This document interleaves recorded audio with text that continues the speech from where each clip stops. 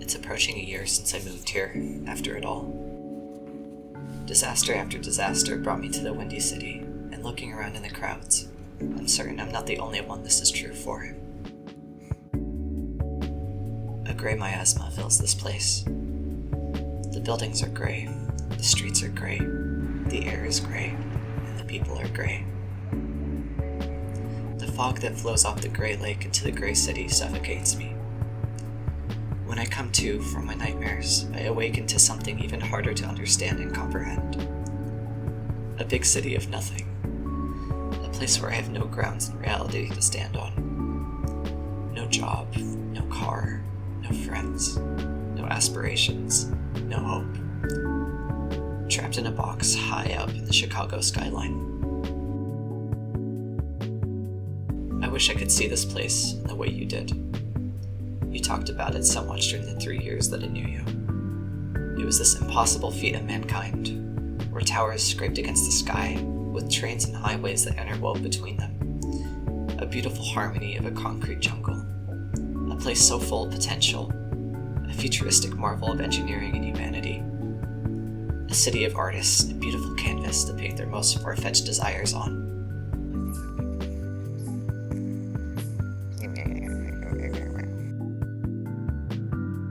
You told me about the countless journeys you and your aunt made from your little haven in nowhere to the oppressively towering Union Station in Chicago. I can only imagine what the train ride must have looked like in your eyes. The spark behind your voice when you talked about how you'd look forward to going every single summer told me everything I needed to know. We never got to go together. Our jobs, and later our pay, prevented us from visiting your aunt.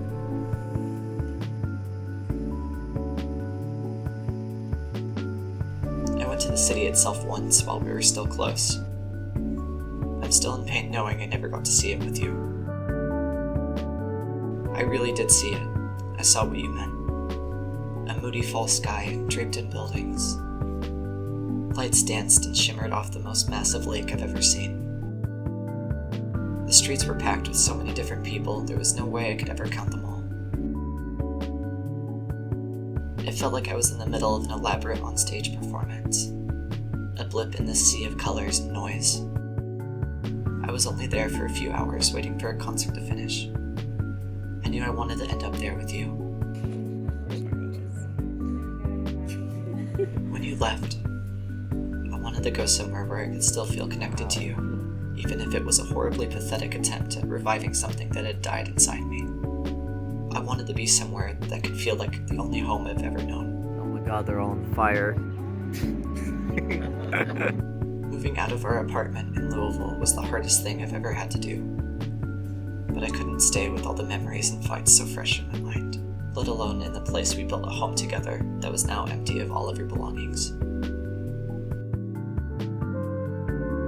Amazement had set in for the first month, and dread with the following. I had done a pretty bad job of making friends. The incredibly awkward attempts of meeting people I knew online had all went in unnerving or uncomfortable directions. Not that I was faultless, or even close to it, really. I must have seemed like a walking trash fire. Despite the hundreds of job applications I had sent out, not a single one close enough to reasonably travel to responded. I was turned down even by fast food places and gas stations. Every night, I was haunted by my memories and dreams of you.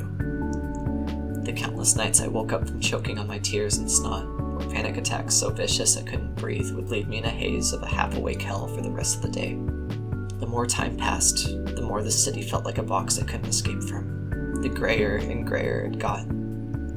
The amount of time I've been confronted in the street and called a tranny, or harassed and flirted with and followed for an extremely uncomfortable amount of time. The overwhelming smell of sewage and bile in the streets downtown. My lack of income and disdain for corporations as a whole made the skyscrapers more apparent of what they actually were. Monuments of capital. The lack of care for the train stations and trains themselves. Dirty, smelling of piss and weed. Anti-homeless spikes on the ground, and the lack of places to sit. The amount of police and K-9 units stationed at every major stop. Chicago isn't a city you belong to when you're poor. The only respite I had was when we would get as far away from the noise as possible, but even these havens from the noise and fog of the city were several hours away and required money for the trains needed to get around. Money I didn't have. On days where the city glows, where its beauty peeks through, I have to bite my lip to do everything I can to stop myself from falling into despair. All I can think about is you. The magic you gave this place had faded. I miss the city you envisioned to me.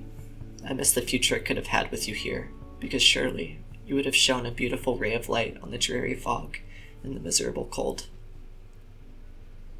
All that's left is a gray hell, with no hope of escape, and a constant reminder of every mistake I've made.